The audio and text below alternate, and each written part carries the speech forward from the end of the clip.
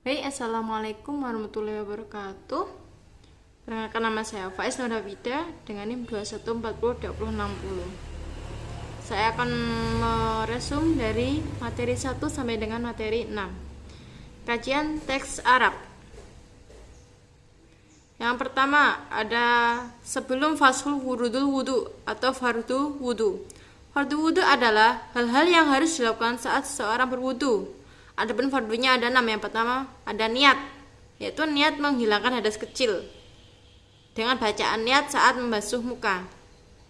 Yang kedua, membasuh muka dari mulai tubuh, rambut, kepala, kedua belah telinga dan ujung dagu. Jadi muter. Yang ketiga ada membasuh kedua tangan hingga siku. Yang keempat ada membasuh sebagian rambut kepala, jadi sebagian aja. Yang kelima ada membasuh kedua kaki hingga mata kaki, dan yang keenam ada tertib.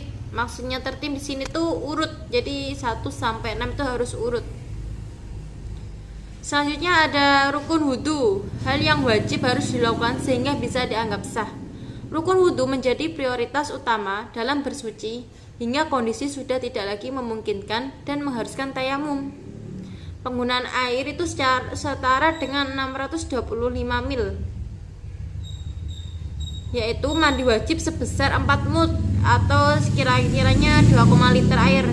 Jika kurang dari 2, liter air maka dianggap tidak sah. Nabi SAW menegur seorang sahabat bernama Sa'ad yang dianggap menggunakan air berlebihan untuk wudu. Dalam mazhab Syafi'i, anggota tubuh yang dibasuh dibedakan menjadi wajib dan sunnah.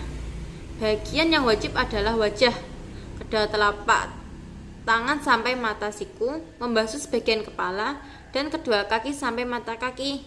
Adapun yang sunnah ada dengan membasuh kedua telapak tangan, berkumur, memasukkan air ke hidung, dan membersihkan telinga adalah sunnah. Kenapa dianggap sunnah? Sebab jika saat kita berpuasa, takutnya air akan masuk ke dalam tubuh kita sehingga puasanya akan batal, makanya dihukumkan sunnah. Urutan anggota tubuh yang dibasuh tidak boleh menyalahi aturan. Pembasuhan dimulai dari wajah, tangan, kepala, dan kaki. Jadi harus urut tertib rukun wudunya. Selanjutnya ada materi kedua, yaitu fardu wudu atau sebelum waslun wal istisalat al masnunah atau mandi sunnah. Yang pertama ada membaca basmalah. Membaca basmalah di awal pelaksanaan wudu minimal membaca bismillah atau lebih sempurnanya bismillahirrahmanirrahim. Jika tidak membaca basmalah di awal wudu, maka sunnah melakukan di pertengahan pelaksanaan. Yang kedua, membasuh kedua telapak tangan, yaitu dengan membasuh kedua telapak tangan hingga kedua pergelangan sebelum berkumur, dan basuh keduanya 3 kali jika masih ragu-ragu akan kesuciannya, sebelum memasukkannya ke dalam wadah yang menampung air kurang dari 2 kulah. Yang ketiga ada berkumur. Berkumur setelah membasuh kedua telapak tangan. Kesunahan berkumur sudah bisa hasil atau didapat dengan memasukkan air ke dalam mulut, baik diputar-putar di dalam kemudian dimuntahkan atau tidak. Jika ingin mendapatkan yang paling sempurna maka dengan cara memuntahkan, jadi membersihkan kotoran yang ada di dalam mulut. Yang keempat harus membalik atau mengeraskan, dianjurkan saat berkumur dan istinsyak mubalaghah. Mengumpulkan berkumur dan istinsyak dengan 3 cidukan air. Berkumur dari setiap cidukan kemudian istinsyak adalah suatu yang lebih utama daripada memisahkan di antara keduanya. Yang kelima ada mengusap seluruh kepala, yaitu dengan cara sebagai redaksi matan diungkapkan dengan bahasa dan meratakan kepala dengan usapan. Sedangkan untuk mengusap sebagian kepala hukumnya adalah wajib. Dan seandainya tidak ingin melepas sesuatu yang berada di kepalanya, yaitu surban atau sesamanya, maka dia disunahkan menyempurnakan usapan air itu ke seluruh surbannya. Yang keenam adalah mengusap kedua telinga dan mengusap seluruh bagian kedua telinga, bagian luar dan dalamnya, dengan menggunakan air yang baru. Maksudnya bukan basah-basah sisa usapan kepala. Dan yang sunnah di dalam cara mengusap keduanya adalah ia memasukkan kedua jari telunjuk ke lubang telinganya supaya bersih dalamnya. Kemudian diputer-puter, lalu dilipatkan telinga dan menjalankan kedua ibu jari telinga di bagian belakang. Yang selanjutnya adalah menyela-nyelahi jenggot dari kedua tangan dan kaki. Apabila seorang laki-laki jika berjenggot tebal, usahakan di sela-sela. Kalau perempuan bisa langsung dibasuh. Tapi jika tubuhnya terlalu besar, terlalu tidak bisa untuk disela-sela, maka tidak dianjurkan untuk menyelah-nyelahnya karena ditakutkan nanti akan robek. Mendahulukan bagian kanan. Setiap melakukan suatu kegiatan yaitu dengan mendahulukan bagian kanan, baik kaki maupun tangan. 9. Mengulangi 3 kali dan muwalaf terus menerus. Kesunahan mengulangi basuhan dianjurkan sebanyak 3 kali. 10. Muwalaf terus menerus. Muwalaf adalah antara dua anggota wudhu, tidak terjadi perpisahan yang lama, bahkan setiap anggota langsung disucikan setelah mensucikan anggota sebelumnya. Sekira anggota yang dibasuh sebelumnya belum kering dengan keadaan angin, cuaca zaman adalah keadaan normal. Yang ketiga ada mandi sunnah, yaitu mandi yang disunahkan dan tidak harus dikerjakan karena hukumnya sunnah. Mandi yang disunahkan itu ada banyak ya.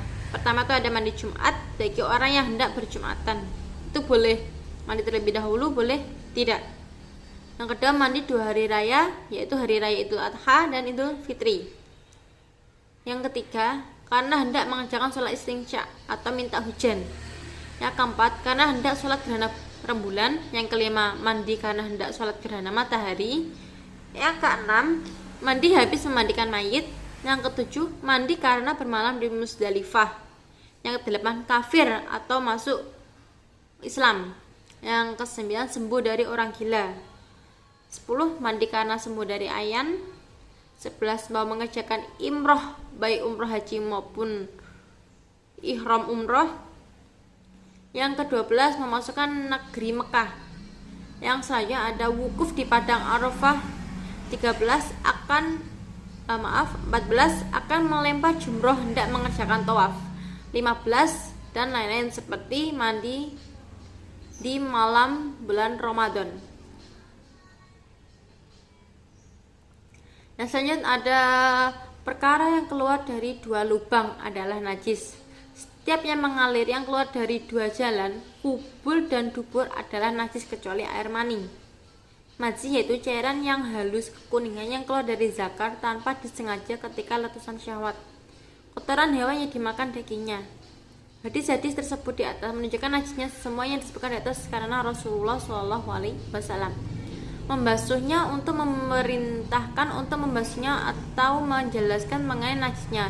Benda-benda najis yang disebutkan dalam hadis-hadis di atas dikiaskan kepada benda-benda lain yang tidak disebutkan namun keluar dari kedua jalan, yaitu kubul dan dubur.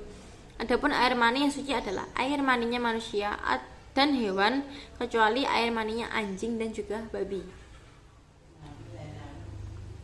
Yang kelima ada kitab bab sholat sebelum rukun-rukun sholat. Yang pertama adalah berdiri bagi yang mampu. Melaksanakan sholat dengan posisi berdiri bagi yang mampu.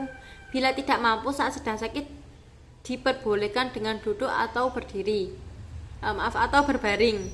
Yang kedua ada membaca niat dalam hati. Niat hanya karena Allah, wajib dibaca saat mengerjakan sholat. Yang selanjutnya ada takbiratul ikhram, bacaan Allah Akbar. Selanjutnya ada membaca Al-Fatihah. Al-Fatihah adalah menyempurnakan saat kita sholat. Jadi jika tidak membaca Al-Fatihah maka sholatnya tidak sah. Yang kelima ada rukun dengan tumak ninah, yaitu gerakan membungkukkan badan dalam sholat dengan posisi kedua tangan menyentuh kedua lutut. Yang keenam ada i'tidal, adalah gerakan bangun dari ruku dengan posisi kembali berdiri tegak lurus menghadap kiblat. Yang ketujuh sujud 2 kali dengan tumak ninah. Saat sujud pastikan kedua lutut, telapak tangan, kening dan hidung menyentuh lantai. 8. Duduk antara 2 sujud dengan tumak ninah. Duduk antara 2 sujud dilaksanakan dengan posisi duduk Iftirashi, yaitu duduk di antara kaki yang terlipat dan kaki kanan yang ditengahkan dengan jari-jari ditekuk menghadap kiblat. Yang kesembilan ada duduk tasyahud akhir. Gerakan ini dilaksanakan setelah sujud kedua dan sebelum salam dengan posisi duduk tawaruk. 10. Membaca tahiyat akhir. Seorang muslim diwajibkan membaca tasyahud akhir atau tahiyat akhir. 11. Membaca salawat Nabi seperti Allahumma sholli ala sayyidina Muhammad wa ala ali sayyidina Muhammad. Mengucapkan salam Assalamualaikum warahmatullahi dari kanan dulu, baru Assalamualaikum warahmatullahi dari kiri. Yang selanjutnya ada tertib. Maksud di sini tertib adalah berurutan tanpa melewati salah satu di antaranya. Jadi usahakan sholat dengan tumaninah dan tidak dalam keadaan tergesa-gesa. Yang keenam ada perkara yang membatalkan sholat, yaitu bercakap-cakap, ketawa atau menangis, menggerakkan badan, itu bisa membatalkan sholat. Yang ketiga ada menggerakkan anggota badan 3 kali berturut-turut, jadi gak boleh langsung 3 kali. 4. Takbiratul ihram putus bacaan, jadi kayak berhenti di tengah, terus sambil nafas sekali bacaan Allahu Akbar langsung keluar nafas. Yang kelima, sengaja memanjangkan rukun pendek. 6. Rukun qauli dibaca dengan sengaja, bukan pada tempatnya. 7. Makan dan minum. Seperti misal setelah makan ada sisa-sisa makanan di dalam mulut, terus kita telan, itu akan membatalkan sholat. Yang 8. Berhadas besar atau hadas kecil. 9. Terkena najis. 10. Niatnya berubah. 11. Terbuka aurat dengan sengaja karena mungkin gerah jadi dibuka. 12. Memandang ke tempat lain dengan sengaja, atau yang terakhir adalah murtad. Sekian rangkuman dari materi 1 sampai dengan 12. Wassalamualaikum warahmatullahi wabarakatuh.